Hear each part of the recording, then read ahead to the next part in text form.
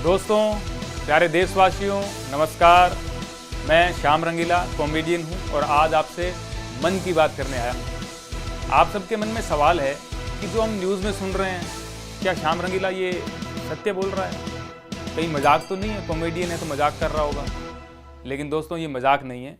मैं वाराणसी से चुनाव लड़ रहा हूँ और मोदी जी के सामने लड़ रहा हूँ।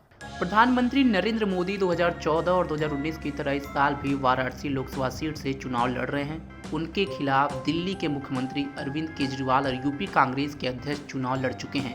अब एक और नाम सामने आ रहा है, वह है मशहूर कॉमेडियन श्याम रंगीला का, जो कि पीएम मोदी की मिमिक्री करने के लिए अपनी एक अलग पहचान बना चुके हैं। उन्होंने खुद यूपी के वाराणसी सीट से लोकसभा का चुनाव लड़ने के बारे में मन बनाने की बात की है।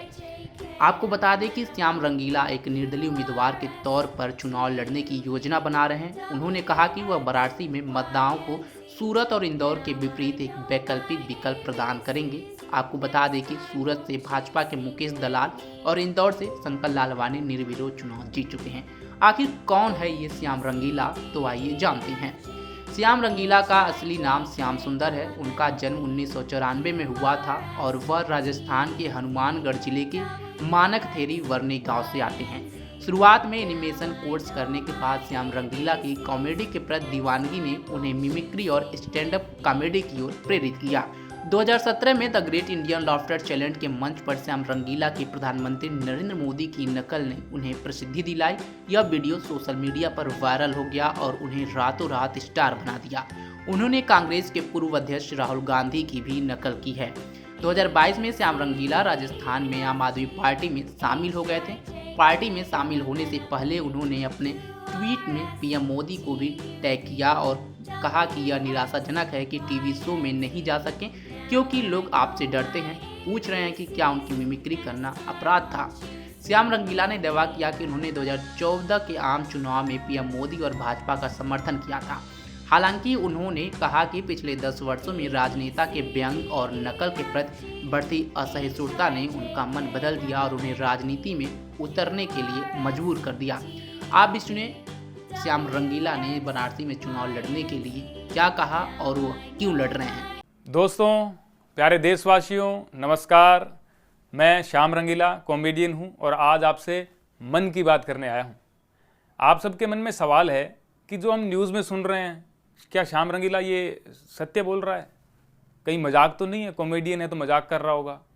लेकिन दोस्तों, ये मजाक नहीं है।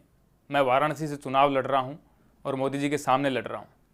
दोस्तों, आप सोच रहे होंगे कि यार इसकी क्या ज़रूरत पड़ी, श्याम रंगीला वहाँ क्यों चुनाव लड़ रहा है? मोदी जी हैं, वो तो प्रधानमंत्री हैं। तो दोस्तों, भारत का लोकतंत्र जो है उसमें कोई भी चुनाव लड़ सकता है और मैं जो चुनाव लड़ रहा हूँ उसका भी एक कारण है।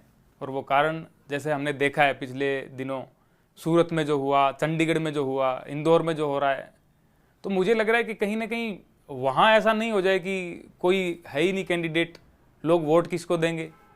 अगर एक व्यक्ति भी किसी के विरोध में वोट देना चाहता है तो उसको अधिकार है वोट देने का, ईवीएम पे नाम तो हो किसी का।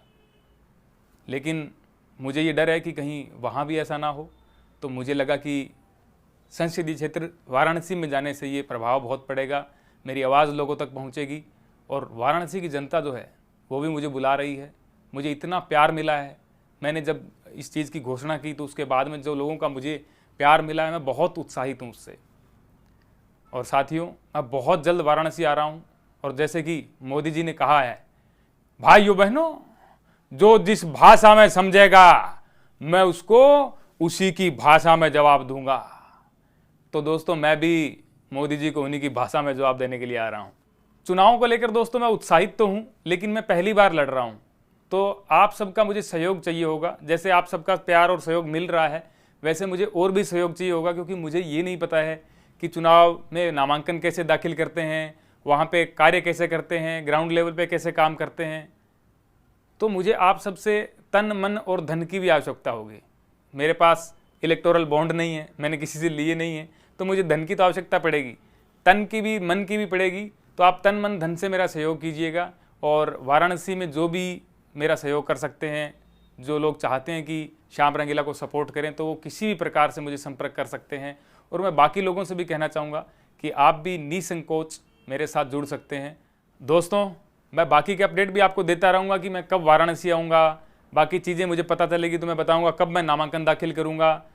तो आप सबके सहयोग की कामना के साथ बहुत बहुत धन्यवाद। मैं बहुत जल्दी आपसे और चीज़ें साझा करूँगा। तो भारत माता की जय, वंदे मातरम, लड़ेंगे जीतेंगे।